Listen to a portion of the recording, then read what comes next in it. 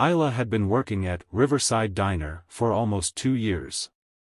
Small place, busy mornings, loud evenings, and constant pressure, but she never complained. She was the girl who always smiled, always said, "I'm okay," even when she clearly wasn't. No one knew that behind that smile was a storm. Her father had passed away months earlier, leaving her the only caretaker for her sick mother. Bills piled up, medications were expensive, and her salary barely lasted a week. And then, one day, she found out she was pregnant.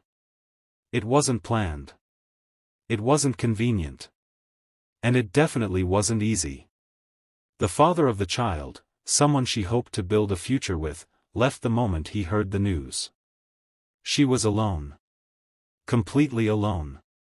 But she made a promise to herself that she would protect the little life growing inside her, no matter how hard it became. Isla worked double shifts even when her back hurt, when her legs swelled, when mornings made her dizzy. She wore loose sweaters, kept her apron tied high, and avoided anyone's gaze. Her coworker Sarah often asked, "Isla, are you sure you're okay? You look pale." "I'm fine, just tired," she always replied. She didn't want pity. She didn't want attention. She didn't want to risk losing her job. Her manager, Mr. Rehan, was strict but fair. But Isla feared he might think she couldn't handle the workload if he found out. Losing the job meant losing her mother's medication, losing their home, losing everything. So she endured. Shift after shift. Day after day. Pain after pain. It was a Friday evening, the busiest day of the week. The diner was full, kids running around, waiters rushing, the kitchen buzzing. Isla tried to carry on like always, but something felt different. Her stomach tightened. Her breath shortened. Her arms trembled. She placed a tray of hot bowls on a table, but her vision blurred. She blinked hard, inhaled slowly, told herself she could push through. But her body had reached its limit. Halfway through the restaurant, she stopped. The customers watched as she wobbled, her tray tilting dangerously. Her eyes rolled back. And then she collapsed. The tray crashed. Plates shattered. Gasps echoed.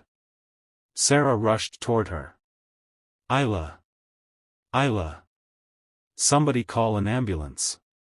Mr. Rehan knelt beside her, his hands trembling. "What happened? Isla, wake up." Her sweater slid up slightly as she lay unconscious, revealing the unmistakable curve of a pregnant belly. Everyone froze. She's pregnant," a customer whispered. At the hospital, the truth unfolded. Severe dehydration. Exhaustion. Stress. Low blood sugar. And dangerously low iron levels. The doctor looked at the manager and co-workers. She has been pushing far beyond what her body can handle. This wasn't just fatigue, it was desperation. When Isla woke, the first words she whispered were, "My job, don't fire me. I need it, please." Sarah grabbed her hand, tears falling. "You collapsed, Isla. You could have lost the baby. Why didn't you tell us?" Isla's voice cracked. "Because I don't have anyone, and I couldn't risk losing the little stability I had left." The room was silent. Even the manager looked down, guilt filling his eyes. When the diner customers heard the story, something unexpected happened. People who barely knew her, people who only saw her serving coffee, people who never imagined the weight she carried, came forward. The next morning, the diner's door filled with envelopes, money, food coupons, baby supplies, notes of encouragement. Someone started a charity post online. Within hours, donations poured in. "She helped us with kindness every day, now it's our turn."